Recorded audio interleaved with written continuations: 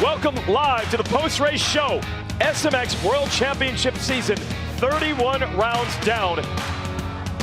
And it Dartwell stayed unpredictable right to the end. Like a lot of people thinking, come on, it's Jett Lawrence. Jett Lawrence is going to get it done. Well, it came down to about the last 4 minutes, and he was not getting it done. He does get it done. But the emotions, we welcome you to the show. James Stewart, Ricky Carmichael, myself, Jason Wygant. James, you really said it. The Lawrences are sad because they had to race each other. They're more sad than they are happy. Yeah, I mean, like I said, I spent some time with Jett and Hunter, and I know how close they were. But if you ever doubted that, it shows right now, because between them both, as you said, 1.5 million, actually plus, more than that, yeah, plus tonight, and it literally looked like they were about to cry. Yeah. You know, it made me sad out there. So it just shows you how much it's important for these guys to win, and they want to compete against each other. That's why Jett kept fighting, but at the same time, family's first for them. And yeah, it's been a crazy year. Yeah, and you were right too, as far as their dad, Darren. They'll tell you at the end of the day, you guys are family, and you two are brothers. Take racing aside, and that was a reflection of what you saw on the podium tonight. And man, it's like it's so bittersweet. Yeah, it is. And even just to expand more, listen to Eli Tomac, which had a great finish to the year. You listen to them, they were literally 1 3/4 laps from him, or at least Hunter Lawrence, from winning this championship. But you listen to Eli, it almost felt like they didn't even have a chance. Like, he didn't believe it was going to happen. So, great race. Wow. These are the highlights. Grand finale for the 31-round SuperMotocross World Championship in Las Vegas at the drag strip, part of the Las Vegas Motor Speedway complex. The beautiful opening ceremony, and there is Jett and Hunter. Happier times. Oddly, they were happier at the beginning of the night than after they went 1-2 in the World Championship at the end, because when they had to go head-to-head, the emotions bubbled to the top. Let's go to the 450 class Moto 1. It looked like Jett might have the whole shot here, but look at Hunter sneak by. Yeah, that's the way it played out all night. You know, the guys who hugged that inside, got up front, and Hunter knew he needed to be in front of his brother to really have a chance. And Jett almost runs in the back of him, loses a few positions, allow Eli Tomac and another rider get past him, slides down into 4th spot, Justin Cooper, and then the race was on. There you go. What a move by Eli Tomac. And I like the intensity that Eli Tomac had all night long. He started out firing, but Jett making a pass up Justin Cooper. Justin Cooper senses that, stands the bike up. Great pass by Jett. And I will say today, especially during this night, it was one of the first races that it just seemed like Jett had everybody covered quite a bit, because anytime he decided he wanted to go fast just like this, he made time up on a track that was hard to make time up, and it was pretty noticeable separation between them. Here he is, he's going past Eli Tomac. Eli was kind of caught in the middle. Literally, he got caught in the middle. Jett goes outside, squares him up, and this was towards the end of the race and made it look pretty easy. Goes on to win this first moto, and one step closer to wrapping this championship up for the 3rd time in a row. But you got to do it again. And yeah, after he wins this Moto, James, I think a lot of people probably thinking, well, he'll just go out and do it again in Moto 2. Not so fast and not so easy. Moto 2, Jett, not a good start. Dylan Ferrandis goes down hard off the gate. Jett's mid-pack. It's Cooper Webb to the lead. Look at Hunter Lawrence, though, around the outside. Yeah, Hunter Lawrence got out front. Eventually it made his way around Cooper Webb, and yeah, Jett, you had to think that he was going to be really patient in these opening laps, especially one thing he can't do is just go down. This is Hunter Lawrence going past Cooper Webb right here, and had a little bit more spunk in the beginning. You know, if a rider's not feeling well, he needs to be out front, because you know eventually that number 1's going to come. And then it was Eli Tomac making his way up past this Cooper Webb for 2nd place. Eli did a good job at running down Hunter Lawrence. That got close there, Ricky. Getting close to him, staying with him, but eventually you're going to see that number 1 start making his way up. There he is, now starting to make moves. This is the move on RJ Hampshire for 4th. Yeah, nice pass. Pretty common with him all day. Anytime he wanted to make the pass or close that gap, he was able to do it, and didn't look like he was, you know, struggling. And this was just a tough end of the year for Chase Sexton. 3 times in a row, he might not even show up here next year. Hopefully he's all right, but that's never a good look, and knowing how tough Chase Sexton is, for him to ride off like that's just unfortunate. So hopefully be back for Motocross Nations. Here's Jet Lawrence closing up on Cooper Webb. This was for 3rd place. And then, as I said, the times that he was able to make up on these guys, you just thought that he was going to be able to come up and close, but it took a long time. In fact, it took all but almost 17 minutes before he got close to Eli Tomac, going to make the pass. And what he does by making his pass, he's going to seal that deal for $1 million because Hunter was out front. And yes, that move to second with about 3 minutes left on the clock would be enough to get the overall win, and that will be enough to lock down the title. Hunter Lawrence was sick coming into this race, admitted that he ran out of steam in Moto 1, somehow found enough to win the second Moto. But because his brother gets to second, it's not enough for the race win, and thus not enough for the title. Jet Lawrence wins the overall. He's going to high-five the flagger, who says, well, no, we missed that one. That's the only thing that went wrong for him tonight. Missed the high-five, and we even thought that hug right there was just a little weird. Eli Tomac said, hey, bro, what you were doing? Like, you've been waiting around, what's going on? But nonetheless, strong podium, but Jet Lawrence comes out for the 3rd year in a row, SMX World Champion. But Jet was quite emotional, happy and sad, because he had to rip it away from his brother there at the end. Ken Roxon finishes the night 4th behind Tomac. Justin Cooper, a great rebound for 5th. Hampshire, Webb, Savachi, Barsha, Hill round out the top 10 from Las Vegas. I've seen people cry that's won millions of dollars from hitting the lottery. They'll cry in happiness. I've never seen somebody cry in sadness for winning that amount, but shows how much that they care. Absolutely. So the final margin becomes 15 points with the triple point format. Roxon rallying up to 4th in the final standings. Justin Cooper hangs on for 5th ahead of Webb. The seeding points definitely helped Cooper, who had a couple of tough races. Let's welcome Justin Brayton and Adam Cianciarulo into the post-race show. Trackside, boys. Yeah, thank you, Weege. Down here with Hunter Lawrence, Jet Lawrence, and what a show you guys put on. Hunter, I'm going to go to you first. Obviously, there's a lot of emotion. We can feel it right here. We heard it on the podium. So just, it's been about 15 minutes since you crossed the checkered flag. Take us into the emotions now, just the last several minutes walking over here. Oh, I hate this sport, the effect it has to you. Jeez, the highs and lows, right? Yeah, I did what I could. Obviously, first motos where it let me down. I was just fighting the flu this week, trying to hit the sauna as much as I could. Yeah, I'm better now, but obviously the lingering just energy wasn't quite there the first moto. Didn't quite have enough explosive and pop and stuff, and down like 3 energy gels and just tried to pump myself full of sugar for that last one, and it was a little better. I think I felt a little bit better on the track as well, but yeah, just that's all I got right now. You did all you could, that's for sure. Jet, congratulations. Obviously, you hear your older brother talking about the emotions. What are the emotions for you? You won 3 in a row here. You made a pass late on Eli Tomac to get it done. Talk us through your emotions. Yeah, it's a little easier when you're riding to sort of make the decisions, but I honestly halfway through and I put a push in and I barely caught Eli and Hunter, and then like 2 laps it was even further. I'm like, I kind of gave up, and then I think we had 3 laps to go, and I'm just going to try and send it, and if we pull it off, sweet. If I crash, well, that's going to hurt. So I just went for it, but then this after emotions set in, and like obviously HJ going through with the cold this week, and I honestly think if he didn't have that cold, I bet he'd be wearing this. He had his starts dialed this whole weekend. I was slacking on him, so it's yeah, I honestly think if he was 100%, it would have been a different story. And just walk us through that. I mean, you just won massive championship, a lot of money. You come over the finish line, little wave to the crowd, and then is it right there in that moment already? You're already thinking of your boy?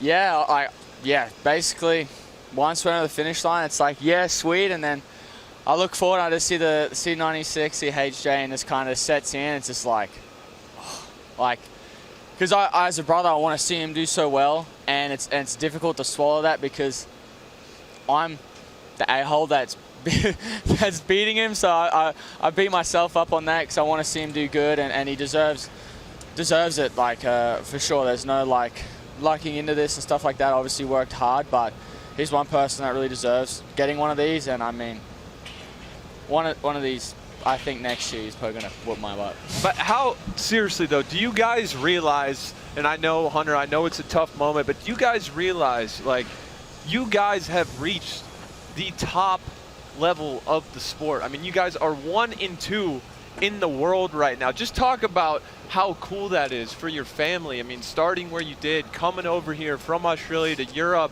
laying the, of course, Hunter kind of laying the groundwork as you've talked about. I mean, you guys are on top of the world. How cool is that? No, it's as a family, it's awesome. You know, I'm super pumped. And like you said, that digs a knife in a bit harder, saying how Hunter laid the pathway, and he makes it in my head now. He deserves it even more than me. So it's no, but as a family, as a team with Joe getting the championship as well, I think that's just what it's really cool thing is. Just everyone in HRC Honda is just one huge family. We want the best out of Joe. Obviously, we want the best out of Hunter, and vice versa with myself, and we want the best for the team. So I think it's cool that all their guys finish either first or second, you know. So it's cool to see, and I'm happy for the team and happy for my family that we're able to go 1-2 again this year. So it's really cool. Well, let's go down to the man that really paved the way. Down with Dazzy. That's right, guys. I've got your dad here right now. And Dazzy, you didn't get to hear, you just got to watch the boys there at the desk, but you didn't get to hear it, but I kind of filled you in. You can see the importance of what each other mean to them, what working as a team means to them, and of course you're just such a massive part of that. How tough was tonight for you? Because it's tough for those guys out there, but I'm thinking of you as a parent. Wow. Yeah, I actually really enjoyed the riding tonight. Eli was on a roll. Like, he was riding unreal. So for me, I actually was watching a little bit more as a race fan, going, wow, boys, this is unreal for the sport. Like, let's go at it. So I really enjoyed just watching the racing with Eli and the lads. And yeah, it's hard for the lads because Jet wants to win, Hunter wants to win, and then Jet wins and he feels bad for Hunter. And like, yeah, it's hard. But you zoom out and the success is there, I mean, across the board with Joe as well, but obviously with your guys, what you've achieved, we've been here before with this conversation, but do you have those moments where it just almost hits you? You're like, what? We came from where and we're doing what? Do you have those kind of just light bulb moments where you kind of question it all and look at it and go, this is really happening? Oh, yeah, all the time for sure. Yeah, we never thought we'd get this far, as you know. So it's a blessing, but then your own competitiveness, you still want to win. You know, so you sort of go, oh, we're blessed to be here. We should just be happy. But then, like, no, we've got to try and keep on going with it. You know, so no, we're blessed, and thank you to America and thank you to AMA and everything. Like, we're living a great life because of something because of the population of America. It's a pinnacle of sport, so we love it and we're blessed, and thank everyone for it, you know. Yeah, but you put the work in, the boys put the work in, the entire team put the work in, and congratulations. Doesn't seem like enough, but congratulations to you for that, Daz. Thank you, Will. Thank you, everyone, for coming, and all the fans and everything. It was a great night. And I'll let you go, because these hecklers are behind you here. We don't want you to get into too much trouble. They're good lads. Thanks, Dazzy. Yeah, thank you, Will. Great to hear from Dazzy and Hunter. We'll go to you now. Obviously, hearing your dad talk, it just has to make you proud of everything you guys have accomplished this far. But also, what's this say about your family, your team, and everything around you right now? It's something we've maybe never seen before in the sport. Yeah, it's cool. I think we're blessed to have so many good people around us. You know, I think that's something we really, really value in life, in motorsports, whatever you want to call it, like having a good group of people around you. So as you can see, our mechanics acting like clowns behind that in the background. Like, there's always fun there. You know, Lars, B-Dubs, Jeremy, Hutch, Derek, everyone, the whole team, Cam Christian, all the boys. Even the 250 side, like all the 250 mechanics and stuff, like we get along with them. Stoked for Benny, you know, and Joe. It's cool, it's good. You know, we'll look back on it and be some pretty memorable years of our life, that's for sure. Jet, another championship for you, man. What does this mean going into next year? How can you possibly stay motivated at this point, being on top for as long as you've been on top already? I mean, it's going to be different next year. You know, everyone gets off season, comes back, even the bar gets raised even more. You know, I mean, I have HJ obviously next year, another year under his belt. Eli, Chase, obviously Cooper Webb's a stud in Supercross and indoors. So there's a lot of good riders, you know, and each year the bar gets raised up. So I'm going to work hard. I could come in and suck again like last year, first one and go get 12th. So, but we're going to go back. We're going to train in off season, but we're going to enjoy a little bit of time off, go race for MX The Nation, race for Australia, which is going to be cool. And then enjoy some time off. You guys going to work on the golf swings? Most likely. For a couple That's weeks? one thing I got him covered on. Just the day job I got to work on still. Okay. Thank you guys so much. Congratulations. Thank you. Awesome to see you guys again. 1 and 2. Let's go down to JT. Well, thank you, Justin. And I would like to introduce Mr. Mike Robleski, SMX Director of Competition, with some more hardware. Yeah, so Brandon, on behalf of the SMX League, congratulations on the 2025 Manufacturers SMX World Championship. Thank you. Well, Brandon, I'm gonna talk to you while you're straining to hold this giant trophy, but you have to be so proud of the team that you and Lars Lindstrom have put together. You guys have swept the night. You won all the championships, but when I look, you know, you could see the camaraderie going on behind the scenes there, and it just really epitomizes team when I look at Honda HRC at the moment. Nah, I really appreciate that people notice it. It's something that we have worked so hard for so long, that to come in here, do what we've done again, you know, just less than a month ago, getting this in the motocross class, but coming in here, first and second again in 450, winning this championship for the 3rd time, Joe getting his, which was just incredible for all of us.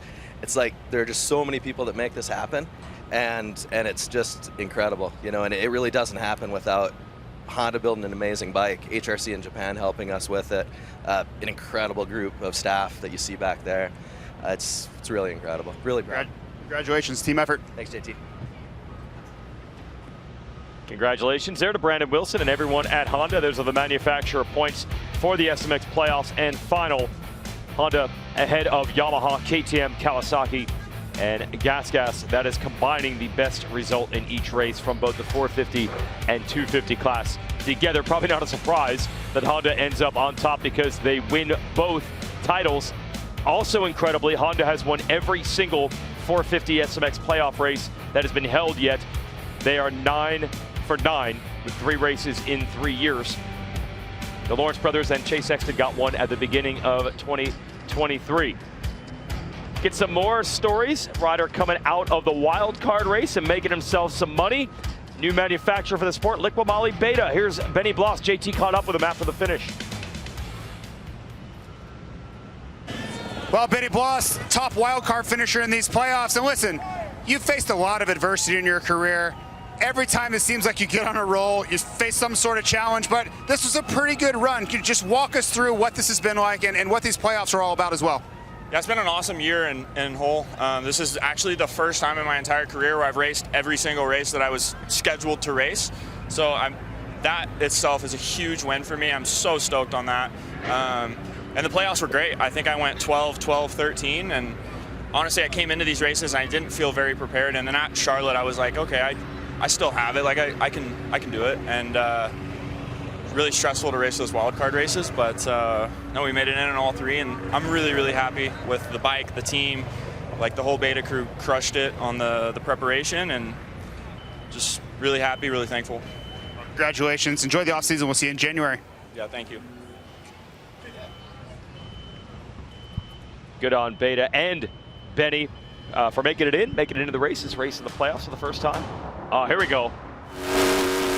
We're seeing the mixed emotions there for the Lawrence brothers, the mechanics. There's no mixing. That's all smiles and all gas right there. Yeah, Kristen like, well, if y'all gonna be sad, I gotta. It's the highlights of the 250 class from the World Championship finale in Las Vegas. And this is the one that had so much intrigue because Joe Shimoda had the point lead. Hayden Deegan wanted the title for the 3rd straight year, but he would need Shimoda to finish 3rd if Deegan wins the race to win the title. So what lengths would he go to make that happen? Well, Shimoda does everything he needs to do in Moto 1. He gets out front. Well, there's no bittersweet in the 250 class, okay? We got fireworks here, and I just love the demeanor and Joe's approach here. I mean, he just took the bull by the horns, a head-on approach. Kitchen goes down early. He's going to hand that position over to several guys right there, but then Cole Davies, man, this is he showed some flashes of brilliance throughout the season, but he hit the deck several times. This is going to take him out of the rest of the night, and hopefully he'll be all right. Gnarly wreck. Oh, this is gnarly. So Ryder DeFrancesco gets sideways and literally hit in the head by Deegan. Yeah, he did, and that was just a racing incident, sadly enough. And as Ryder comes out of that corner, as he accelerates, he loses the rear, goes sideways. Hayden's trying to jump across into the sand and get a good drive and clips the helmet of Ryder D. Glad to see Ryder D at least get up there. And I didn't anticipate Hayden coming back up this far. And he definitely clicked it into another gear, because his only hope at having a realistic shot, or somewhat of a realistic shot, of winning this SMX World Championship was to at least get second. Hats off to Seth Hamaker. Incredible ride. His shoulder is absolutely destroyed. He kept that under the vest. He's having that fixed now. But this guy, again, doing exactly what he needs to do. Got a great start, got the whole shot, led wire to wire. And super impressive. Very, very hard to do in a situation like this. And his mental poise, he handled it extremely well. So on to Moto 2, and now it starts getting crazy. Shimoda squeezed off the start, bumping and banging around, and Hamaker doing what he needs to do, getting out front. Well, look at that your screen right here. Hayden Deegan is going to try to take a quick shot at Joe Shimoda. Joe anticipates that, checks up, and this is when all the fun stuff. Oh, I didn't realize that. Hamaker, that was a nice save. The 47 of Levi Kitchen. He's playing defense right here, blocking Hayden Deegan, but Hayden eventually will get by him. He goes up the inside. I liked how that option lane worked throughout the night. He gives Kitchen a look back, and this is when the shenanigans will start with the Kitchen and Hayden, and there goes the pass. Yeah, Deegan makes the move on Hamaker, throws in a bump while he's at it. And Deegan was riding under probation from a written warning earlier in the year. We hear that these antics, so to speak, everything you'll see here is under review. He might be taking on a penalty. Then Kitchen might have been a bike problem here. Yeah, it looks like he had a bike problem. I thought he was maybe faking it, but no, he wasn't, because he dropped way back of the pack. Yeah, really odd. Yeah, so something happened there. But again, going back to, like, Joe is in the danger zone right here, and a lot could have went wrong, but he took it head on, a lot like he did the first moto. I mean, he's exposing himself right here to possible issues, whether Hayden wanted to take him down, maybe he messed Joe's bike up, excuse me. There's another one. Yeah, but that was the first real hard shot that Deegs took towards Joe. Joe handled it well. And then this is it. This is the moment of moments. And this is where it's going to end for Hayden. Joe opens the door up. Hayden goes in there, takes himself down as well, ends up breaking his collarbone. That was a tough hit. And hate to see anyone get hurt, but you know, this is the box that he was in. And to give himself a chance at the championship, he is going to have to do something. And this is kind of a byproduct of the SMX format. You know, these guys coming down to the wire like that, whether you love it or hate it, this is what they do. But this guy right here needs to get the recognition that he deserves. Seth Hamaker coming up just a hair short, but incredible breakout year overall. And it looked like Hamaker was going to win the race, but actually Shimoda passes Tom Biel into the last corner to take the overall lead back away from Hamaker after Hamaker had crossed the finish. So Shimoda wins the race. He would have won the title either way. And they threw everything at him. And the rider from Japan is still the world champ. Vial will end up third in the race and the series. Seth Hamaker, a great season, but ends up so close to 2 titles. But he fought valiantly all year. There are the final results. Hamaker needed just a few more things to break his way throughout the playoff to have a chance either to win this race and or win the title. Ty Masterful really rallying in the last 2 races. So wild card rider did not even qualify in on points, raced his way in, and getting up 5th in this, and the point standings look good for him as well. 6th. That's the highest finish ever for a wild card rider in the playoffs.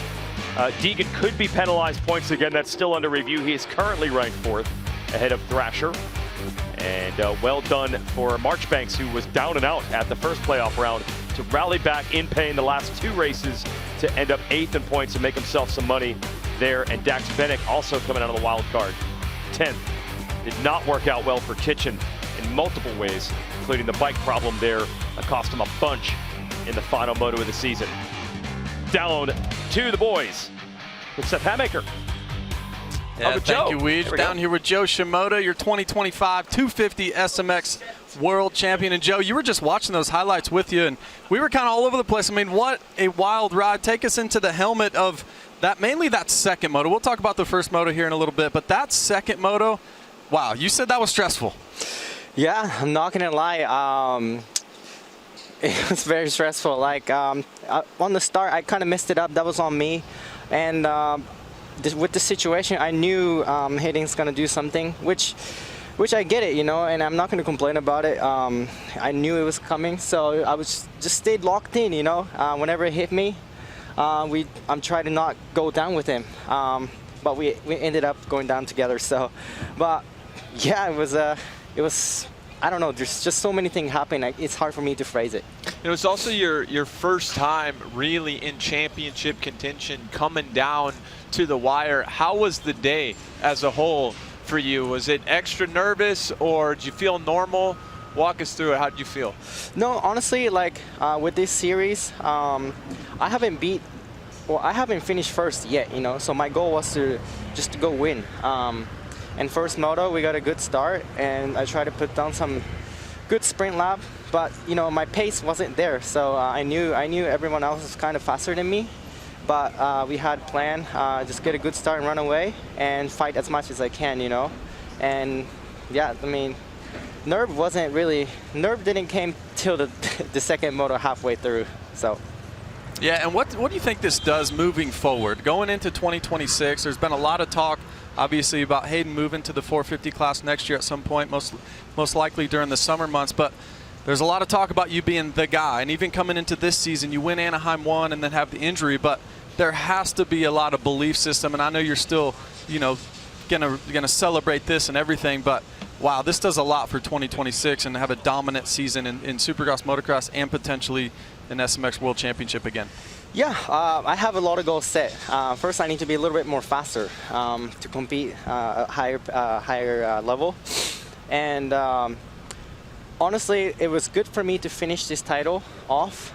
I just needed to accomplish something, you know.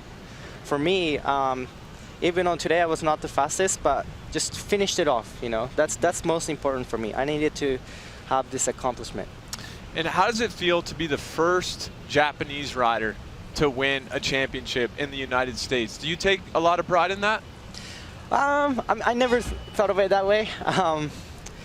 But yeah, as long as I have an opportunity to race here, we want to go for more, you know. So no, I'm proud. Yeah, proud of everyone. We just seen that replay, you passing Vial in the last turn. Did you know you needed that for the overall? Well, I kind of just didn't look at the pit board till last lap, like last 3 laps, and I fall backwards because whenever I got taken out by Deegan, I had a massive dead leg, so I couldn't really feel, you know, my left leg. So, and my mechanic Ben shows 5 points, something about 5 points, and I thought maybe I just needed to pass him. So I don't know, just kept trying. So $500,000, Joe. What are you going to do? You're going to buy a boat, buy a new car, house? What are we doing with that money? We go to straight to the casino today, double or nothing. Now we're talking. Make it a million. Make it a million. That is awesome. I want to piggyback off of what Adam mentioned. Just the whole day.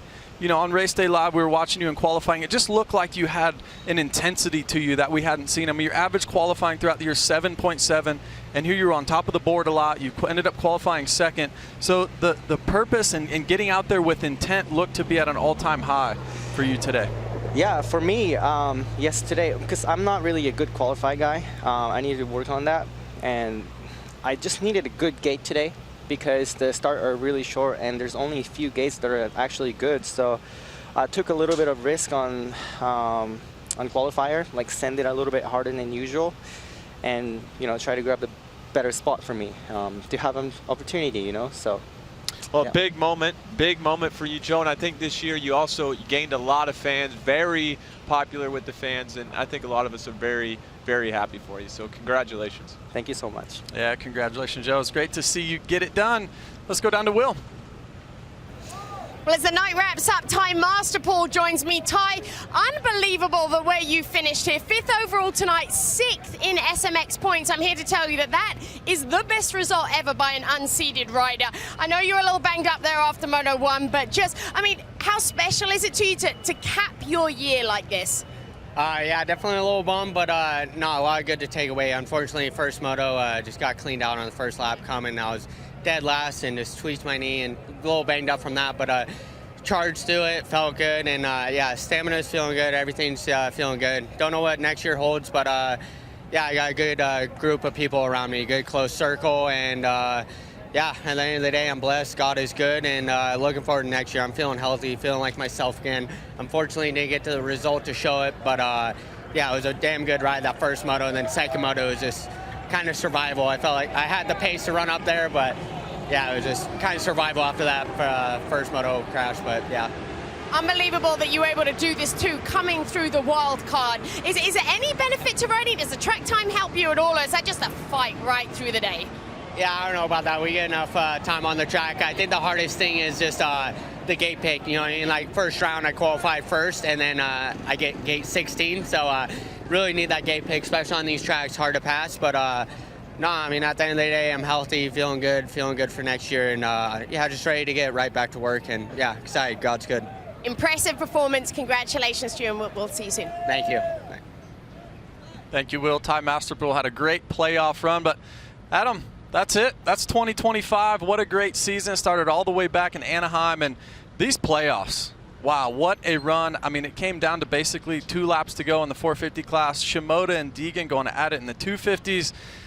That was some exciting stuff. It was, and there's always in the playoffs, we talked about it at the start of the show today, but 2 guys, Hayden Deegan, Jett Lawrence, so dominant over the course of the regular season. One little mistake at St. Louis, and it was all to play for today, but I cannot wait. I cannot wait for 2026. We're going to see Eli Tomac on a new motorcycle, Chase Sexton on a new motorcycle, the Lawrence brothers back in better than ever, Joe Shimoda back in better than ever. So I cannot wait and for here Anaheim we go. 1. Already not talking about Cooper Webb. We're already not talking about Cooper Webb, the 3-time Supercross champion. How he likes it. He does exactly like how he just likes like it. that.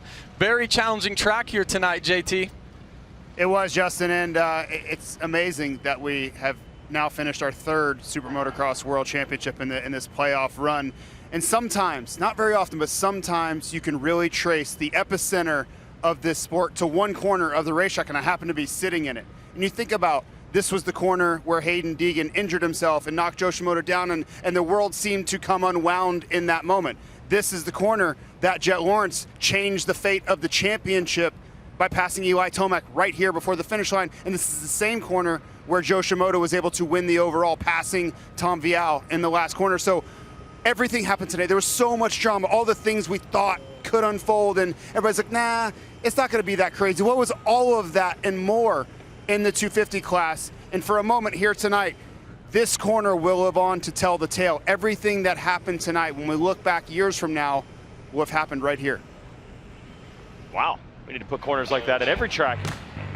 Hey, calling all SMX fans, if you want to talk 2026, well, mark your calendars, set the reminders. The 2026 regular season schedule release will happen on September 30th. There'll be a pre-sale for all 17 Monster Energy Supercross and 11 Pro Motocross rounds. If you sign up for the pre-sale, you can buy tickets then. Everyone else, tickets go on sale to the general public October 7th. Go to supermotocross.com for details. That's 2026. I want to talk about the character of Joe Shimoda in 2 ways. First, James, you pointed this out quite a bit as we talked about what Deegan needed to do. But the thing is, Joe Shimoda is one of the most likable riders in this sport. So I got to imagine there's a lot of fans that were happy to see that guy come out on top, especially with the walk of fire he had to go to go through to get there. Yeah, they're super impressed. I mean, when he was up those last few laps, the crowd was going wild. They were up on their feet because they seen a rider battle through a lot. You know, just how the season started off winning Anaheim and then had a freak accident, getting hit by a pit board, breaking his finger and struggle. But we saw Joe Shimoda really grow as a rider and a human this year. Came into the season, and he talked to him before the season started. He said he was just looking for that confidence, just trying to find some new setups on his motorcycle, switch his whole program, move down to Florida to find himself. Well, he found himself, and we saw it grow all year long through that outdoor. He just got better and better and better. And if it wasn't because of all that, Joe Shimoda wouldn't have won this championship if he didn't go through all those trials and tribulations. And you can't be more happy for the guy, Honda, but Joe Shimoda got it done today, and he had a lot of pressure from Hayden Deegan. Like you said, he was in that danger zone, but he held on to it and got it done, Ricky. Yeah, super impressive. You explained it just right. And I go back to those decisions he made in the offseason and really just doing things on his own and taking personal responsibility. I believe also that helped him make the decisions on his own that led him to become an SMX World Champion. Had he not made those steps, listen, it takes a lot of stuff to get to where he was, but had he not made those steps, I don't think that he would have got this result. And the one thing he has in common with the 450 champions, they're all riding the red motorcycles. Honda wins again. It's 1-2 for the Lawrence brothers again. Oh, yeah. We saw that last year, and it was the same result this year. But I honestly feel that it was even more emotional for them this time than last time. They were both on the verge of tears.